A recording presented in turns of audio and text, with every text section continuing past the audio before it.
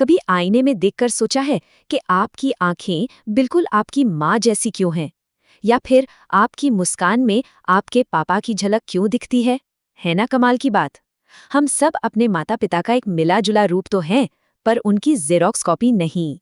यही तो आनुवंशिकता का जादू है, और आज हम इसी रहस्य से पर्दा उठाने वाले हैं। तो आज के हमारे सफर में हम क्या-क्या जानने वाले हैं? सबसे पहले हम समझेंगे कि वंश और विभिन्नता क्या होती है। फिर हम चलेंगे इतिहास में और जानेंगे मेंडल के मशहूर मटर के प्रयोगों के बारे में। उसके बाद हम प्रभावी और अप्रभावी लक्षणों के खेल को समझेंगे और आखिर में हम इंसानों में लिंग कैसे तय होता है, इस पहेली को सुलझाएंगे। तो चलिए शुरू करते हैं। चलिए सबसे पहले बात करते हैं इस पूरे टॉपिक की बुनियाद की, वंश और विभिन्नता। यहीं हमें वो जवाब मिलेंगे कि क्यों हम अपने परिवार से मिलते जुलते हैं और साथ ही क्यों हम इस दुनिया में बिल्कुल अनोखे भी हैं। असल में यही वो सवाल है जो जेनेटिक्स का सबसे बड़ा राज है, और इसका जवाब छिपा है इस बात में कि गुण एक पीढ़ी से दूसरी पीढ़ी तक कैसे जाते हैं। इसे एक पुरानी रेसिपी बुक की तरह समझिए, जिसमें हर पीढ़ी अपनी तरफ से एक नया मसाला डाल देती है, और यही छोटे छोटे बदलाव हमारे आसपास इतनी वैरायटी पैदा करते हैं। जरा इस आसानसी पर बहुत दिलचस्प चीज को देखिए, हमारे कानों की बनावट। हम में से कुछ लोगों के ईयरलोब्स यानी कान का निचला हिस्सा जुड़ा हुआ होता है, जबकि कुछ लोगों का अलग होता है। ये उन छोटे छोटे बदलावों का एक परफेक्ट एग्जाम्पल है जो हमें एक दूसरे से अलग बनाते हैं, और ये सब हमारे डीएनए में लिखा होता है। तो ये जो फर्क हैं, जिन्हें साइंस की भाषा में वेरिएशन या विभिन्नता कहते हैं, ये लैंगिक जनन करने वाले जीवों में ज्यादा देखने को मिलते हैं। पर सवाल ये है कि ये गुण और ये विभिन्नताएं एक पीढ़ी से दूसरी पीढ़ी में आखिर पहुंचती कैसे हैं? और यही सवाल हमें ले चलता है हमारे अगले पड़ाव पर, और उस इंसान के पास जिसने इस जेनेटिक पजल को सबसे पहले सुलझाना शुरू किया था। ये है ग्रेगर मेंडल, जिन्हें फादर ऑफ जेनेटिक्स यानी आनुवंशिकी का जनक भी कहा जाता है।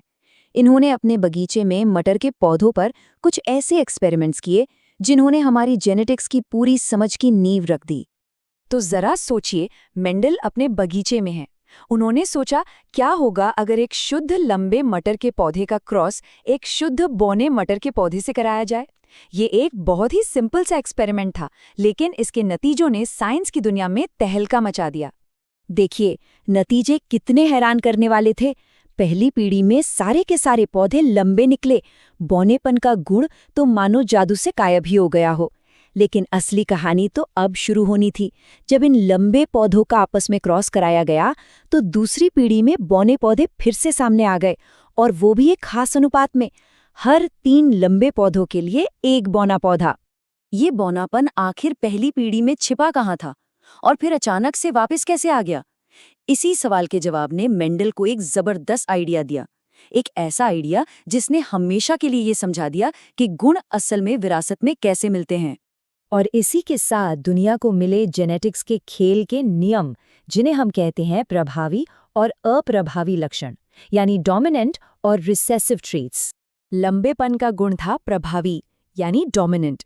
इसे ऐसे समझिए कि ये एक बॉस जीन है। पौधे को लंबा होने के लिए लंबेपन वाले जीन की सिर्फ एक कॉपी ही काफी थी, भले ही उसके अंदर बौनेपन का जीन भी मौजूद हो। और दूसरी तरफ बौनापन था अप्रभावी यानी रिसेसिव। ये थोड़ा शर्मीला जीन था। ये खुद को तभी दिखा पाता था जब इसके जैसे ही दूसरे जीन का साथ मिले। मतलब पौधे के बौना होने के लिए उसे बौनेपन वाले जीन की 2 कॉपियां मिलनी जरूरी थी। इसीलिए ये पहली पीढ़ी में छिपा रहा। तो यहाँ एक बहुत जरूरी बात समझनी है। एक होता है जीनोटाइप, जो किसी जीव का असली जेनेटिक कोड होता है, मतलब उसके डीएनए में क्या लिखा है। और दूसरा होता है फिनोटाइप, जो हमें बाहर से दिखता है। तो टीटी और टीटी, ये दोनों जीनोटाइप अलग अलग हैं, पर इनका फिनोटाइप एक ही है, एक लंबा पौधा। पर मेंडल का काम यहीं खत्म नहीं हुआ। उन्होंने एक और बड़ी कमाल की चीज खोजी। उन्होंने पाया कि अलग अलग गुण, जैसे बीज का आकार और बीज का रंग, एक दूसरे से आजाद होकर अगली पीढ़ी में जाते हैं। इसे साबित करने के लिए उन्होंने 2 अलग अलग गुणों वाले पौधों को क्रॉस कराया, जैसे गोल और पीले बीज वाले पौधे को झुर्रीदार और हरे बीज वाले पौधे से।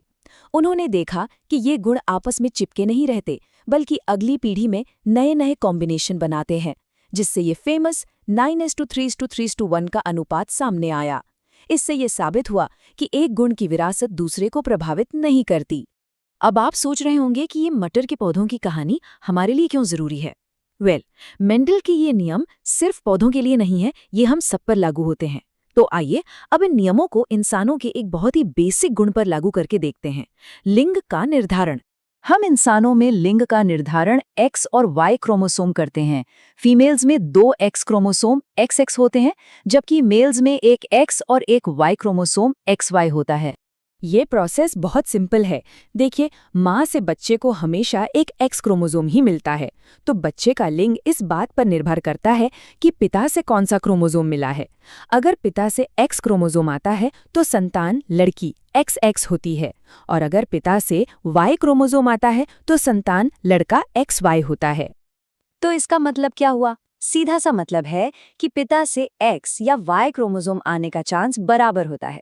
इसीलिए संतान के लड़का या लड़की होने की संभावना लगभग 50-50 होती है। तो जैसा कि हम देख सकते हैं, इंसानों में संतान का लिंग पूरी तरह से जेनेटिक्स पर निर्भर करता है। यह फैसला हमारे क्रोमोसोम में पहले से ही लिखा होता है। तो आज हमने ये तो देख लिया कि हमारे गुण और लक्षणों की बुनियाद हमारे जीन रखते हैं, लेकिन ये कहानी का सिर्फ एक हिस्सा है, और ये हमें एक बहुत बड़े सवाल पर लाकर खड़ा करता है। हम जो भी बनते हैं उसमें हमारे जीन्स की भूमिका कहाँ खत्म होती है और हमारे माहौल यानी पर्यावरण की भूमिका कहाँ से शुरू होती है। ये एक ऐसा सवाल है जिसका जवाब आज भी वैज्ञानिक ढूंढ रहे हैं।